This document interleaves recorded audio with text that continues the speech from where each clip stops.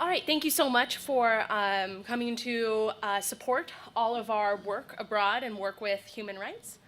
So I wanted to start off my presentation by talking about the photo that's on my cover slide. So this is one of 48 actually, formal refugee camps in Greece for refugees and migrants that are there. So this camp is called Skaramangas. It's in Attica, which is the broader district that encompasses Athens and a variety of other cities.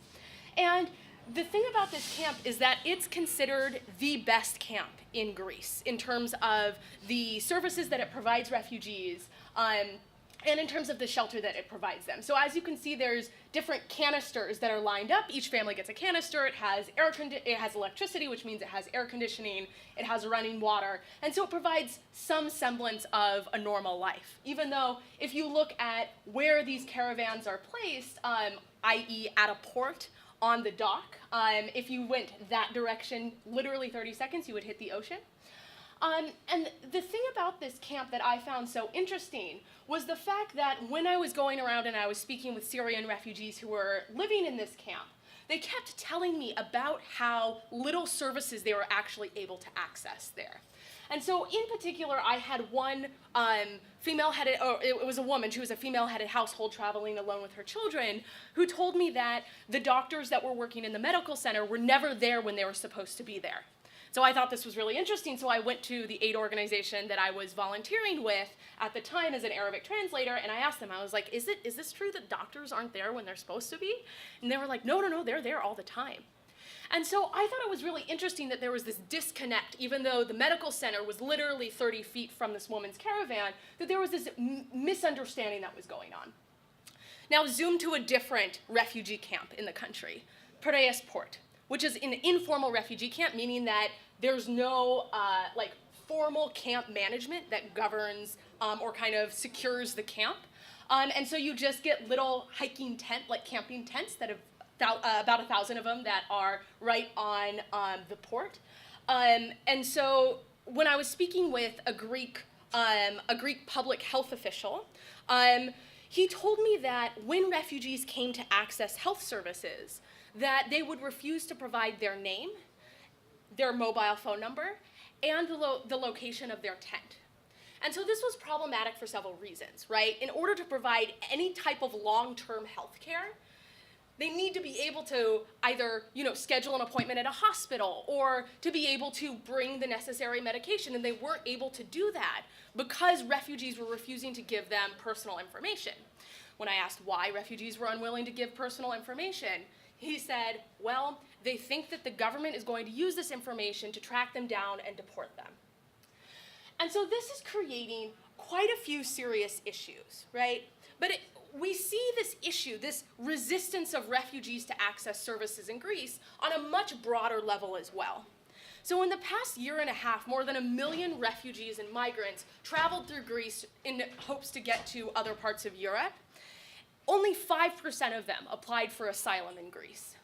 Now this is particularly puzzling, right? Why would, the international refugee regime gives quite a few benefits, so why would so few refugees want legal protection, particularly as they travel from Greece along to their final destination country?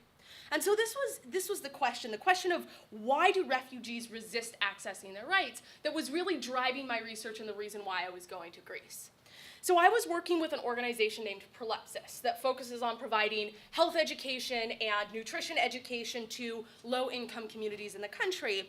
And I was helping them jumpstart a program about refugee and migrant healthcare access in the camps and in urban centers throughout the country. And so that meant that I went to several formal and informal refugee camps, as well as to one of the detention centers on Lesbos. And my purpose was not only to ask refugees about whether or not they felt comfortable accessing health services, but also why they felt uncomfortable, right? And so kind of the general finding from the over 80 refugees that I spoke with was that the government and aid organizations were pursuing, reasonably benign and practical policies, but that these policies were inadvertently increasing and exacerbating the uncertainty and the anxiety among the refugee population. And so in this, this uncertainty and anxiety, there was an increasing lack of trust in government officials, which meant that, and aid organizations, which meant that refugees would turn to other information sources, i.e. smugglers, right? And smugglers had the incentive, as we all know, to provide information that benefits them financially, right? That gets refugees using their services to travel abroad. And so what happened is that we had refugees relying on rumors spread by these informal information sources and acting in ways that were very kind of counterintuitive to how we would normally expect.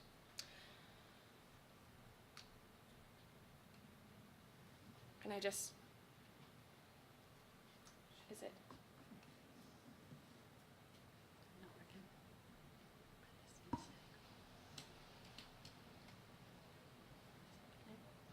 Nope. Can we just, because this doesn't. Is this not working either? No. Okay. Here we go. Now does it work? Yes, there we go. All right. Sorry about that. Little pause, little break. So before diving into kind of the details of this finding, I wanted to demonstrate just how pervasive and influential rumors were as an information source for refugees. And so this is a really cool, so this graph is based on really cool data that was collected by a nonprofit organization called Internews, whose main focus is to provide information as a human right to refugees who are traveling through Greece and during other crises in the world. So they collect rumors that are being spread among the refugee and migrant populations. They aggregate them and choose the top 5 reoccurring rumors. And so we took this data and we traced it over time. Right, and you can see that rumors, so I put 2 rumors up here on the graph, and you can see that the rumors about the asylum application process, which is in blue, and then rumors about refugee policies in other countries, i.e. treatment of refugees in other countries, is in red, right? And so we can see that at 2 major policy changes, first when the Macedonian border closed, and then when the EU-Turkey deal was implemented, which effectively prevented Syrian refugees and all other migrants from traveling through to Northern Europe informally, you see that the content of rumors drastically changes, right? And so we see that refugees are seeking out information about their options in response to policy changes. And the reason why I think that this is so important is because it demonstrates how much of a keystone information is for refugees who are trying to migrate to destination countries, and how they use this information along their trips. So what I want to focus on now is basically the question of, at the very, kind of the main broad finding that I said I had was this idea that the government and aid organizations are actively restricting information, right? So what does that actually mean? What does that look like in reality? And so essentially, this picture is back at Skaramangas camp. And so this is a 11 by 17 sheet of paper that was taped at the very front of the camp one of the days that I went there. And at the very top in Arabic, it says, what happens in each step? And so this 11 by 17 poster describes the different steps of pre-registration, asylum application, and receiving asylum seeker status. So as you can see, in addition to being really tiny, it's a little convoluted and confusing. There's a lot of arrows pointing in a lot of different directions, and so it's not particularly clear what's going to happen to a refugee. The other thing that's problematic about this is that the poster was placed at the very entrance of the camp. And because a lot of female refugees did not feel safe leaving the camp, they wouldn't be able to see this poster in any way, shape, or form, right?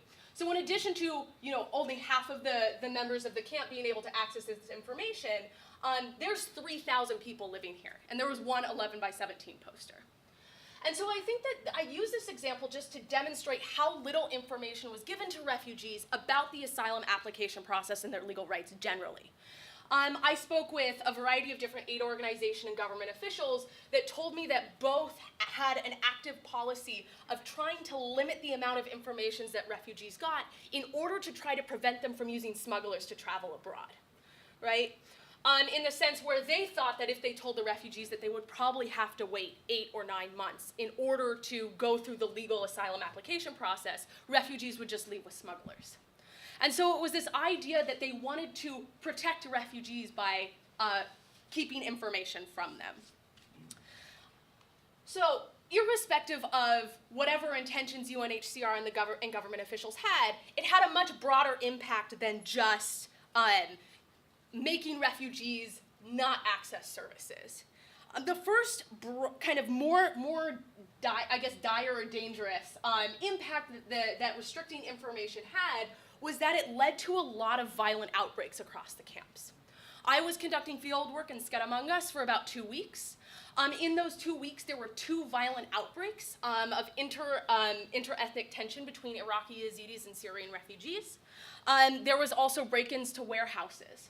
And the reason, stealing of aid organization goods. And the reason why that these happened was not necessarily because there was no security or rule of law in the camp, but it was because Syrian refugees were perceiving Iraqi Yazidis as having preferential treatment, right?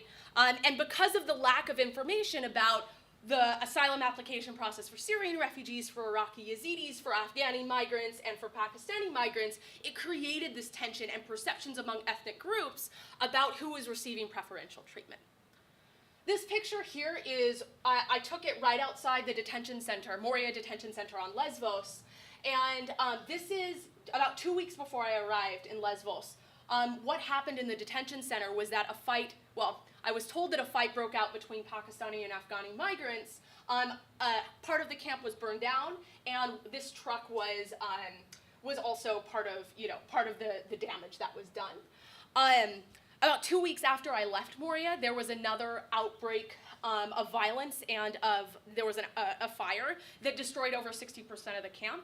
And both of these fires and subsequent outbreaks of violence were caused by rumors. The first rumor that caused the first outbreak was that certain refugees were getting preferential treatment in terms of food. The second was that the Greek government was planning to deport thousands of migrants back to Turkey within the next week. So the second, serious implication that, that this restricting information had was the fact that it made refugees fairly non-compliant with Greek government policies. So this picture right here I also took at Moria Detention Center, and you can't really tell that clearly, but there's a hole cut in the fence right here. So this is the back corner of the detention center, and the refugees that were showing me around, the detention center took me to this place and showed it to me and said, the authorities don't know about this, but this is how we get in and out of the camps illegally, right? Because they weren't allowed to leave the detention center otherwise. So I think ultimately what I discovered and what I really learned from my experience in Greece speaking with these refugees is that when we're thinking about how to respond to crises, normally we think about providing food, providing shelter, providing primary health care, and other types of basic services. But information, the right to access information, is a really, really critical human right. And especially because refugees so heavily depend on information in order to make decisions about where they're traveling next and how to sustain themselves. It's really, really critical that aid organizations and governments start engaging with the provision of information more in the future. Thank you.